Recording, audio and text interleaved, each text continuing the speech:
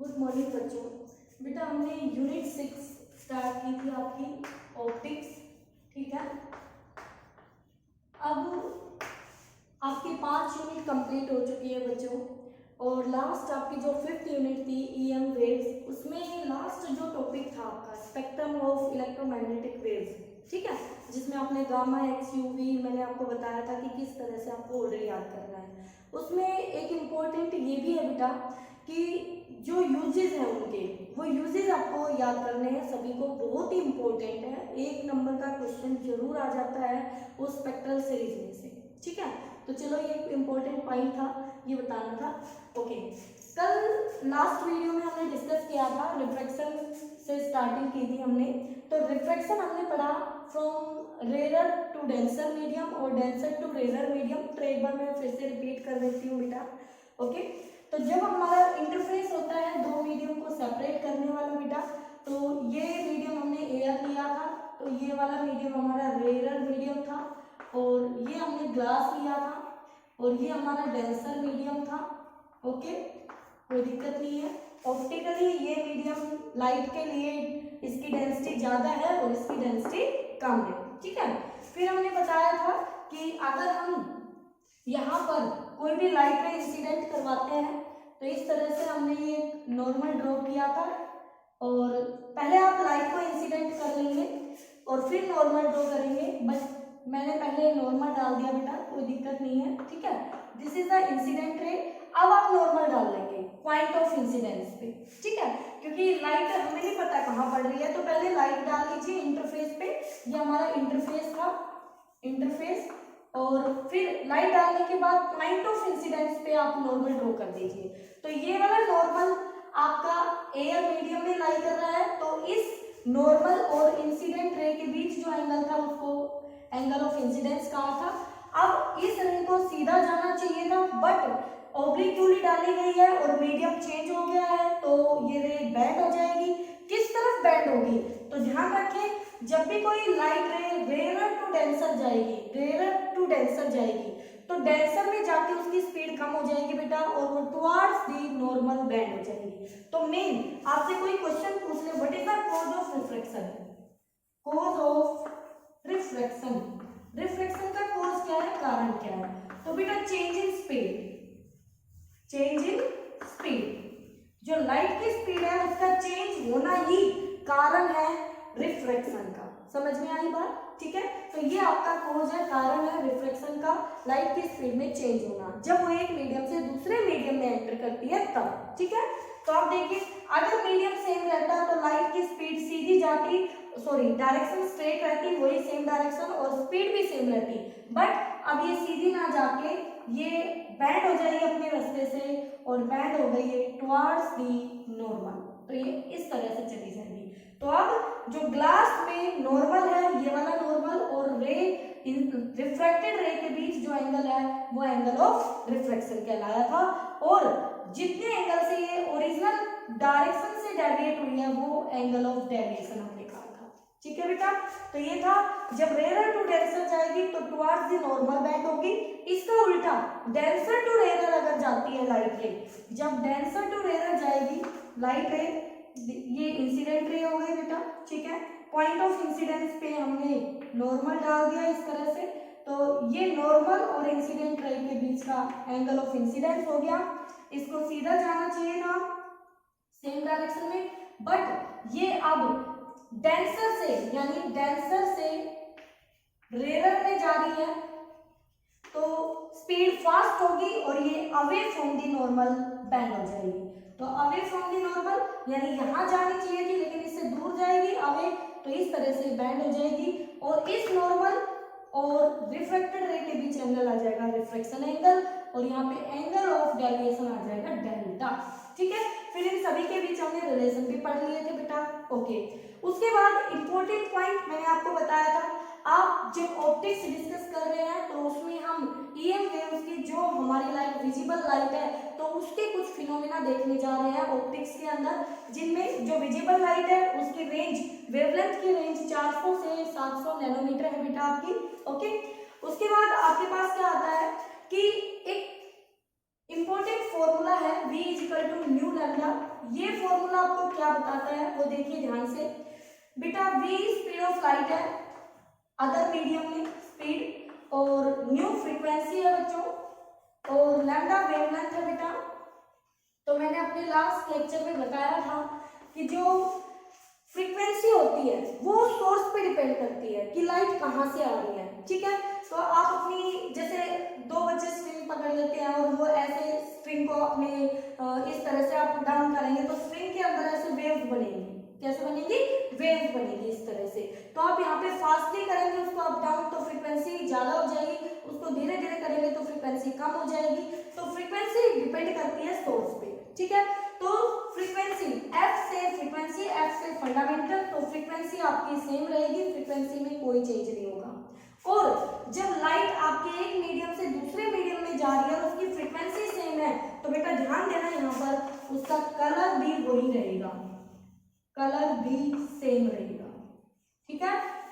Frequency से colour decide होता है, ओके, ये आप ध्यान रखें, फ्रीक्वेंसी से कलर डिसाइड होता है। और जो v है और लैम्डा है ये चेंज हो जाएंगे क्योंकि v और लैम्डा इन दोनों में डायरेक्टली रिलेशन आ जाएगा, ठीक है। तो अगर v स्पीड डेंसर मीडियम में जाके कम हो जाएगा तो उसकी जो लैम्डा है वो उसकी लैम्डा घट जाएगी। तो ये दोनों क्या है? एक दूसरे के डायरेक्टली है, ठीक है बेटा। तो यहाँ से छोटे छोटे क्वेश्चन बन जाते हैं तो उसको एक बार ध्यान से देख लेना आप, ठीक है। इसके बाद आता है इसमें अब हम डिस्कस करेंगे नया फैक्टर जो म्यू रिफ्रैक्टिव इंडेक्स, जिसका नाम है बेटा refractive index of a medium, यानी कि कोई भी जो मीडियम है वो ऑप्टिकली कितना डेंस और कितना रेयर है उसको हम एक प्रॉपर्टी से दिखाते हैं जिसको हम म्यू कहते हैं। क्या कहते हैं? म्यू। तो म्यू क्या करता है बेटा? रिफ्रैक्टिव इंडेक्स को आप म्यू से रिप्रेजेंट करते हैं, एन से भी कर सकते हैं, कुछ बुक्स में एन से दिया हुआ है, ठीक है। तो मैं यहाँ म्यू से ही करूंगी, ओके बेटा। तो ये कहता है कि ये मेजर करता है कि कोई भी मीडियम ऑप्टिकली कितना डेंस है, यानी विजिबल लाइट के लिए वो कितना ऑप्टिकली डेंस है या लाइट है, ओके। तो जो हमारी लाइट है, विजिबल लाइट है, उसकी speed of light in vacuum सभी को पता है, इन वैक्यूम c है बेटा, जो मैक्सिमम है 3 × 10⁸ मीटर पर सेकेंड, ये स्पीड है, ठीक है। अगर मीडियम में एंटर करेगी लाइट तो उसकी स्पीड इससे कुछ कम हो जाएगी, डिक्रीज कर जाएगी, ठीक है।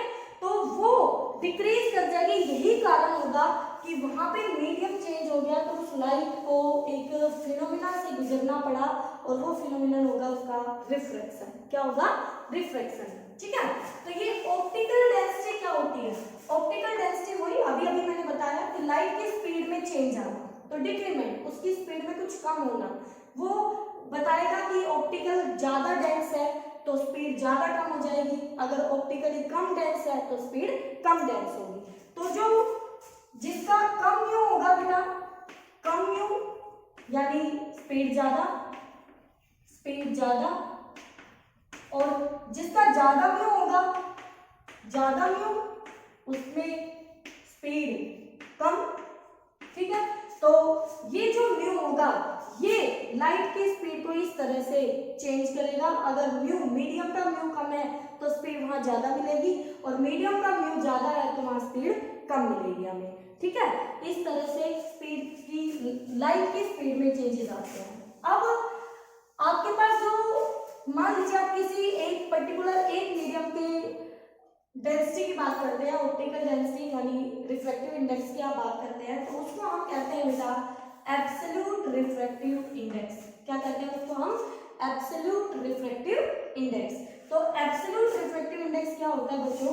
ये रेशियो होता है स्पीड ऑफ लाइट का, दोनों ही स्पीड ऑफ लाइट है, तो कौन सी लाइट किस लाइट के साथ कैसे रेशियो होता है? तो ये है speed of light in vacuum to speed of light in medium, ठीक है। तो हम यहाँ लिख सकते हैं speed of light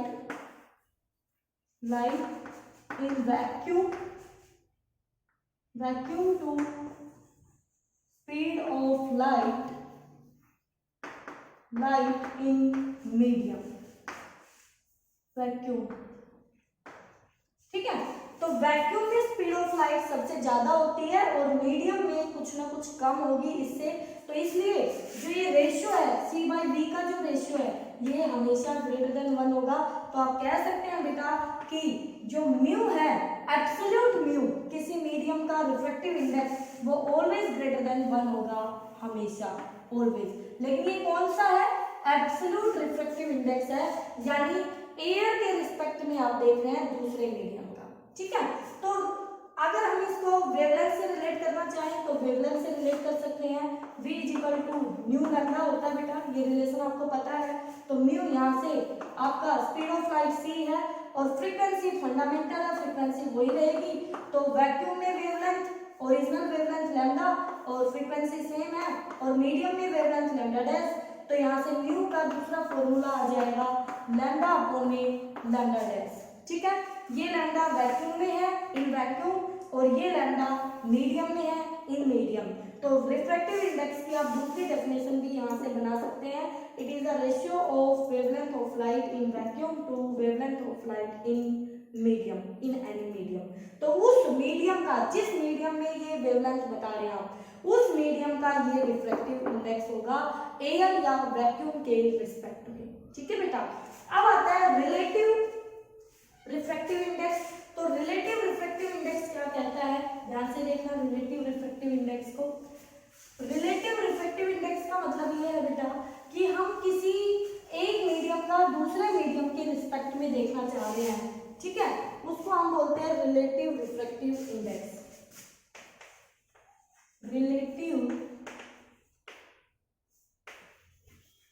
refractive index, ठीक है। तो यहाँ पर आप इसको ऐसे डिफाइन कर सकते हैं, refractive index of first medium to with respect to second medium. तो आप ऐसे लिखेंगे बेटा इसको, refractive index of second medium with respect to first medium, हम ऐसे रिप्रेजेंट करते हैं। तो ये हो जाएगा refractive index of second medium to first medium. अब आप इसको ऐसे भी लिख सकते हैं, ये आपके पास रिफ्रैक्टिव इंडेक्स है सेकंड मीडियम का, तो इसको आप लिखेंगे speed of light in vacuum to speed of light in second medium, और यहाँ लिखेंगे speed of light in vacuum to speed of light in first medium. और बेटा जब आप इसको सॉल्व करेंगे तो ये आ जाएगा V1/V2। और अगर आप इसको वेवलेंथ के टर्म में लिखना चाहें तो V = न्यू लैम्डा, तो न्यू λ1 अपॉन में न्यू λ2, तो न्यू से न्यू कैंसिल हो जाएगा और यहाँ पे λ1/λ2 आपके पास वेवलेंथ आ जाएगी। तो यहाँ पे रिलेटिव रिफ्रैक्टिव इंडेक्स लिखा है आपने, ठीक है, एक मीडियम का दूसरे मीडियम के रिस्पेक्ट में, ओके बेटा। तो ये आपका म्यू रिलेटिव रिफ्रैक्टिव इंडेक्स, ये कम भी हो सकता है, ज्यादा भी हो सकता है 1 से, ठीक है, किससे? 1 से, और ये 1 के इक्वल भी हो सकता है, 1 के इक्वल। तो यहाँ पे तीनों सिचुएशन पॉसिबल है कि जो म्यू है, μ21 ग्रेटर देन 1 भी हो सकता है, μ21 लेस देन 1 भी हो सकता है, μ21 इक्वल टू 1 भी हो सकता है, ठीक है। जब दोनों मीडियम सेम होंगे तो ये रेशियो इक्वल हो जाएगा। जब लाइट मीडियम का डेंस मीडियम का लाइट के रिस्पेक्ट में देखेंगे तो ग्रेटर देन 1, और डेंसर का रेयर के रिस्पेक्ट में देखेंगे तो लेस देन 1 आ जाएगा। सॉरी मैंने सेम ही तो लिख दिया, रेयर का डेंसर के रिस्पेक्ट में देखेंगे तो लेस देन 1 हो जाएगा ये रेशियो। अब मोर इम्पोर्टेंट टर्म ये है कि जो रिफ्रैक्टिव इंडेक्स है वो दो क्वांटिटी का रेशियो है, लेकिन स्पीड दोनों क्या है? स्पीड है। तो C/V था आपके पास, ठीक है बेटा। तो यहाँ से ये जो आपकी टर्म है ये यूनिटलेस टर्म है, यूनिटलेस एंड डायमेंशनलेस। कैसी है ये physical quantity? Unitless and dimensionless, ठीक है। तो ये डायमेंशनलेस फिजिकल क्वांटिटी। अब देखिए बेटा यहाँ से, अब आपके पास जो म्यू है, म्यू क्या करता है? म्यू जब ज्यादा होता है, म्यू ज्यादा तो V कम, बिल्कुल ठीक बात है। यानी कि म्यू और V दोनों म्यू के दुश्मन, स्टार्टिंग हो गई है काउंटिंग, म्यू के दुश्मन सबसे पहले आ चुका है v। अब हमने पढ़ा v जो है वो डायरेक्टली डिपेंड करता है लैम्डा पे। अगर लैम्डा ज्यादा होगा तो v भी ज्यादा होगा, यानी अलग अलग कलर की आप लाइट डालते हैं और वेवलेंथ उनके अलग अलग है तो उनकी स्पीड भी अलग अलग होगी, ठीक है। लेकिन वैक्यूम में सभी कलर सेम स्पीड से ट्रैवल करेंगे, वो आपको पता है स्पीड ऑफ लाइट 3 × 10⁸। लेकिन जैसे ही मीडियम अलग आ जाएगा तो ये म्यू लैम्डा के साथ लैम्डा अलग होगी तो म्यू भी अलग अलग ऑफर होगा सेम मटेरियल के लिए बेटा, ठीक है। तो यहाँ से v जो है लैम्डा के डायरेक्टली है तो ये दोनों दोस्त है, तो v का कोई दुश्मन होगा तो वो लैम्डा का भी दुश्मन होगा, तो म्यू का दूसरा दुश्मन आ गया है लैम्डा वेवलेंथ, ठीक है। तो यहाँ से आप कह सकते हैं कि कम जो ऑप्टिकली डेंस मीडियम होगा, ऑप्टिकली डेंस मीडियम मतलब हम ये कह सकते हैं कि अलग अलग कलर की वेवलेंथ है, एक λ1 है, एक λ2 है और λ2 ज्यादा है λ1 से और एक मीडियम है यहाँ पर, ठीक है। तो कोई आपसे ये पूछे कि दो लाइटें डाली गई है इस तरह से, यहाँ इंसिडेंट करवा दी गई है, ये म्यू है, तो अब आपको पता है म्यू फ्रीक्वेंसी तो फंडामेंटल है, वो तो चेंज होगी नहीं। इसके अंदर जब जाएंगे तो अलग अलग वेवलेंथ की लाइट डाली गई है म्यू पर। अब हमें पता है कि ज्यादा वेवलेंथ के लिए म्यू कम ऑफर होगा क्योंकि इनवर्सली है, क्योंकि यहाँ से ये एक दूसरे के दुश्मन है, तो लैम्डा ज्यादा तो म्यू कम होगा उसका, और जिसका म्यू कम ऑफर होगा उसमें स्पीड ज्यादा होगी। तो ओवरऑल अल्टीमेटली आप ये कह सकते हैं कि जिसका लैम्डा ज्यादा होगी उसकी स्पीड भी ज्यादा होगी, क्योंकि ये तो दोनों दोस्त है ना बेटा, ठीक है। तो लैम्डा ज्यादा है तो स्पीड भी ज्यादा होगी। तो आप यहाँ से डिफरेंट कलर के लिए उनको एक दूसरे से रिलेट कर सकते हैं। क्लियर होगी बात, ठीक है, कोई डाउट नहीं रहना चाहिए इसमें, ओके बेटा, ओके। अब यहाँ तक हमने बात की है रिलेटिव रिफ्रैक्टिव इंडेक्स की बेटा, ठीक है। हमने उसका वेवलेंथ के साथ रिलेशन देख लिया है, स्पीड ऑफ लाइट के साथ देख लिया है, या दोनों के म्यू के साथ देख लिया है, ठीक है। अब देखिए कुछ जो एब्सोल्यूट रिफ्रैक्टिव इंडेक्स है उनकी वैल्यू आपको बताती हूँ। तो बेटा वैक्यूम के लिए जो म्यू होता है, म्यू की वैल्यूज, तो जो आपका नंबर 1 पे वैक्यूम के लिए आपको पता है म्यू हमारा 1 होता है बच्चों।